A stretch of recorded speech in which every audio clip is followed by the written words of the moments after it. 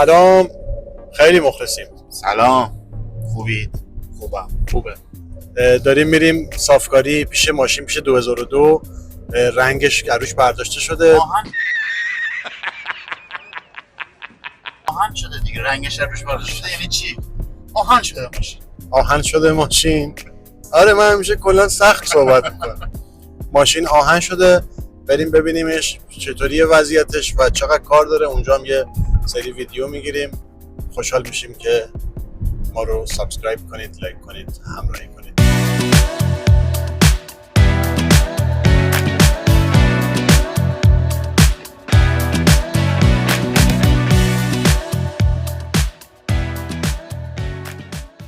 خب الان تو صافکاریم. خدمتتون عرض میشه که ماشین کلا آهن شده، یعنی با رنگبر کلا هر چی که رنگ رو ماشین بوده برداشتیم که بتونیم ببینیم کجای ماشین ایراد داره و کجا با بتونه مشکلای ماشین رو حذلی. ببینیم مثلا الان یه جایی نشونتون بدم. خیلی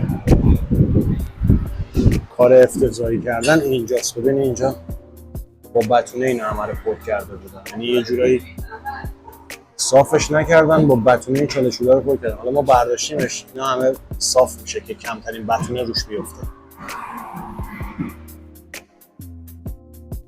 این همه نمای کلی بگیرم ماشین. خیلی ایراد داره. الان جلو کاپوتش ایراد داره، کلا این گوشه کاپوتش ایراد داره و سینی جلو اصلا ایراد داره. کلا اینجا شما نگاه کن، همه اصلا افتضاحه. اینجاها ایراد داره تمام. سینی رادیات همه ایراد داره. بعد سقفش ایراد داره دیگه. دور تا دور که ایراد داره، کامپلت ایراد داره. رکاب ایراد داره، کف ایراد داره، تو ایراد داری، من ایراد دارم، همه چی ایراد داره. پلیت عقب که ماشاءالله انقدر سوراخ ایراد داره. ولی خب ماشین باید ایراد داشته باشه که بخوای جمعش کنی. ایراد نشه که جمعش نمی‌کنی. مثلا اون پشت بریدن برای اینکه هوا بره بیاد قشنگ. ایراد داره دیگه، ایشالله بی ایراد میشه یه روزی. جا باندی ها ایراد داره. بانده 6975 هم فیک بود، ایراد داشت. آره سطح سینی داشبوردم تنها جایی که سالمه واقعا سینی داشبوردشه. نگاه کن، هیچ صافکاری روش نشده، سالمه. این اوکیه، ایراد نداره. اینجاش یه ذره ایراد داره. سردنده‌ش هم ایراد نداره. بگیر سردنده خوبی داره، ایراد نداره. فرمونش هم که مال فکر کنم 518 مال خوش نیست نه؟ نیست. ایراد داره. حالا دقیقاً داستان اینه که چرا اینقدر زمان میبره، چون هیچ کدوم قطعه‌هاشو نمیشه عوض کنی دیگه. یعنی مثلا تو مثلا ماشین ایرانی بری الان اینو بخری بیای چیزش کنی، اوسا باید زحمت بکشه. اوسا رو بگیر.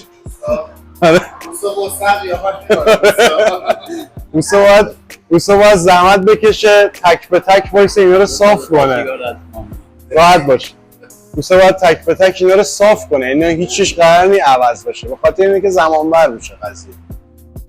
شاید شما یه ماشین ایرانی ببری صافکاری، گلگیراشو عوض کنی، کاپوت عوض کنی، درسته نه؟ البته ببخشید من توضیح میدم.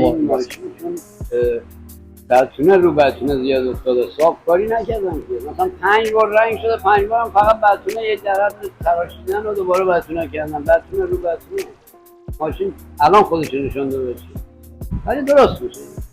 اگه می‌کنیم یه چیز در تمیز و خوشگل داره دیگه. ما کار سپردیم به اوستا. دم شما گرم.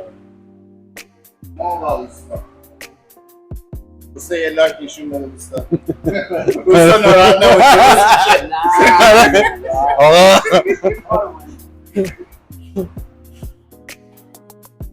جلوش جمعه، جلوی ماشین هیچ قشنگی نداره به هیچ وجه. از اون برم رد کن دیگه، نگیره.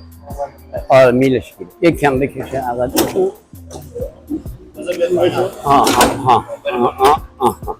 خب اینا مثلا همه باید درست شه اینا درست شه این نگاه اینا رو اینا شلخته کاریه این جلوها همه باید دوباره موتور که بیاد پایین اینا درست اینا همه با قشنگ خوشگل درست اینا رو درست میکنیم این دقیق کاپوت اینجوری نگاه لولک مولکاش بلپل نباشه خوشگل اینا باید پاک کنه با این موتور همه رو درست میکنیم خوشگلش میکنیم موجاش گرفته بشه عیب میگای کاپوتش همه گرفته شه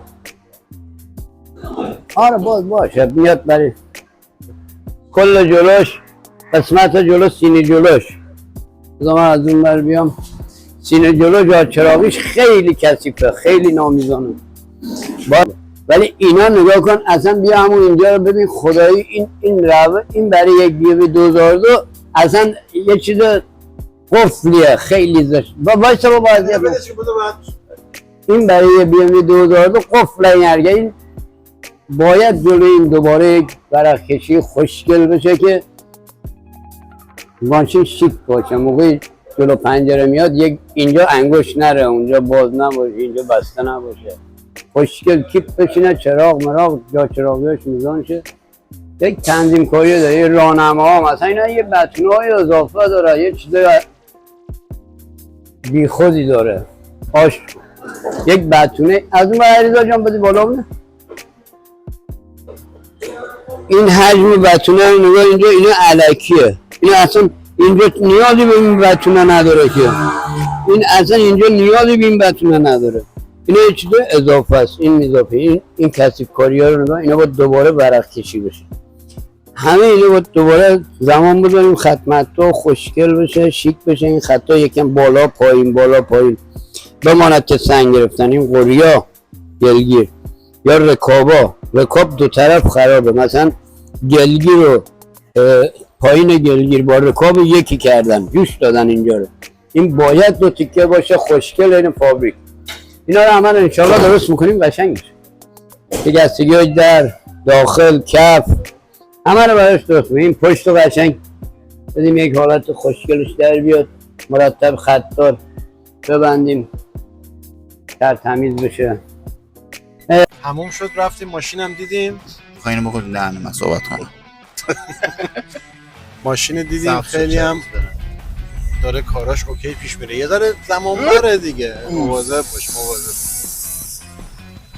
هزاران ویدیو باید بسازیم ازش احتمالاً 2000 ویدیو آره ولی خب میدونی چیه به کسی سپردیم که میدونه داره چیکار میکنه این خوبه من از اینش راضیم که استرس اینو ندارم هی برم بهش بگم این کارو بکن اون کارو بکن این کارو نکن میدونه داره چیکار میکنه و من جلوش سکوت میکنم چون فرم ورق دستشه آره حالا ایشالله اوکی بشه دیگه دمتون گرم که ویدیو رو دیدید اگه تا انتها دیدید لطفاً سابسکرایب کنید ما انرژی میگیریم و باعث میشه که ویدیوهای بهتری بسازیم ما آدمای حساس حساس نشو خداحافظ